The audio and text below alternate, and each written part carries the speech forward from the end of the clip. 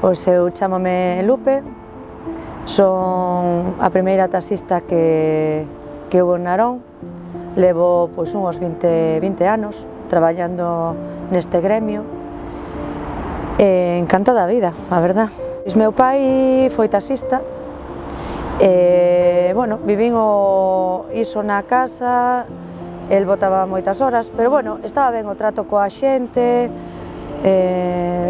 andas lugares, conoces mundo, gustábame cara ao público, o traballo cara ao público. Empecé traballando con el, botei 4 anos con el e despois a través do Concello pois atopei a plaza, bueno, a licencia de taxi con minusválidos, para minusválidos, e apunteime enseguidiña, encantada da vida. Cos compañeros, moi ben. Houbo, ao mellor, ao principio de todo, algún, ao mellor, máis maior, que, bueno, que tuvera aí algún puntiño bueno, daquela maneira, non? Pero o resto, a verdade é que moi ben. Nese sentido, nunca puxeron problemas, sempre me apoyaron, se necesitaba calquera cousa, enseguida podía chamalos, non había problema. Hoxe en día, eu non me coincide, a verdade é que non me coincide naide que poña problemas. Si, no seu tempo sí que houbo que non se subían diante, é dicir, como, non, vou detrás, sempre homes, as mulleres non, as mulleres ao contrario, é dicir, como ven que és muller, vou diante contigo porque és muller, senón non iba. Gracias a Dios, ahora mismo hai bastantes mulleres no meu gremio, dá gusto. Aquí en Narón pois somos 4, en Ferrol tamén hai unhas cuantas, bastantes, en Fene tamén hai 3 polo menos, que eu sepa. Entonces, a verdad que dá gusto e que se animen, que bueno, que bonito. Pasas moitas horas, eso sí, un traballo esclavo, pero bueno, non, está ben, dá gusto.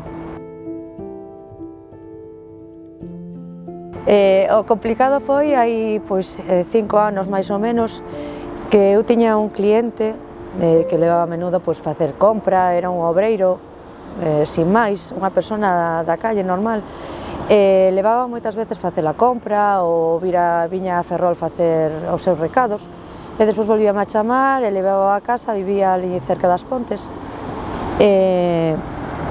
Hasta que un día, bueno, pois chamoume para que eu fora a buscar, eu non lle preguntei para que.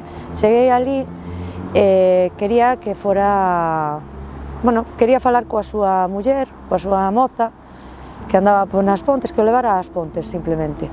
Bueno, fomos para aló, había que buscala, bueno, dimos unhas cantas voltas por aí, encontramos o fillo da muller, el falou co fillo sin ningún problema, vamos, con unha boa relación, tal. Díxonos por onde andaría, máis ou menos, porque ela andaba paseando con as amigas.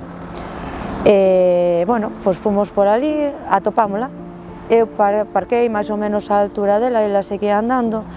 Bueno, el baixouse, chamouna. Bueno, eu iba pendendo un pouco do espello de dentro, e de repente vexo que el, bueno, pois a 20-30 metros, saca algo do bolsillo e levanta o brazo e de repente xa sinto un pum, fora un disparo á muller, o que menos esperaba, vamos. Bueno, o disparo pasoulle, bueno, un resfilón pola cabeza, que gracias a Dios non pasou nada. Eu volvín a ver o ano no xulgado, antes de declarar, ela estaba ali fora, falamos, agradeceume, bueno, pois que declarara, que estuvera ali e que, bueno, gracias a Dios, ela non tuvo, foi un susto máis que outra cousa, que é unha parte moi importante, a verdade.